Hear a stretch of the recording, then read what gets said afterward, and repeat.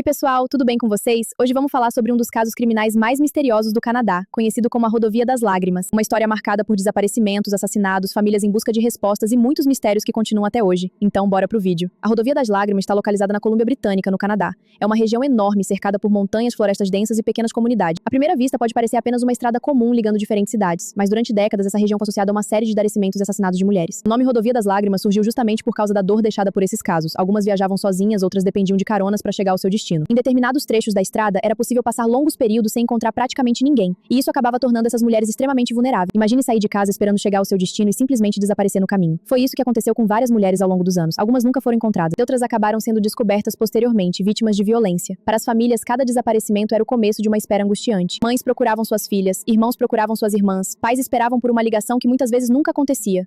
E enquanto o tempo passado, as perguntas aumentavam. Onde elas estavam? Quem tinha visto a vítima pela última vez? Ela entrou em algum carro? Quem poderia ser o culpado? O isolamento da região também dificultava muito as investigações. A rodovia 16 passa por áreas enormes e pouco povoadas. Existem longos trechos de estrada cercados por floresta, rios e montanhas. Na época de muitos desses desaparecimentos, não existiam as tecnologias de investigação que temos hoje. Não havia câmeras espalhadas pelas estradas e muitas vezes existiam poucas testemunhas. Uma pessoa poderia desaparecer e deixar pouquíssimas pistas. Com o passar dos anos, a quantidade chamou cada vez mais atenção. Investigadores começaram a procurar possíveis conexões entre os desaparecimentos e assassinatos.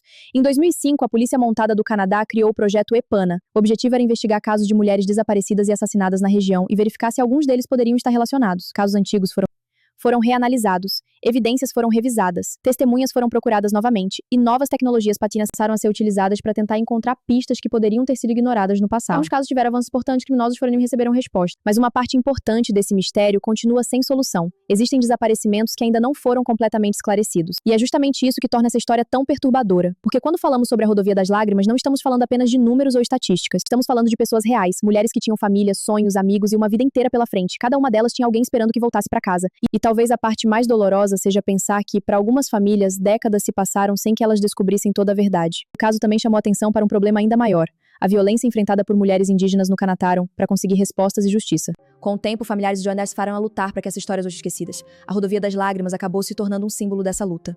Uma estrada que deveria simplesmente conectar cidades passou a carregar uma história de medo, perda e esperança. Mesmo depois de tantos anos, investigadores continuam tentando esclarecer casos antigos e famílias continuam buscando respostas.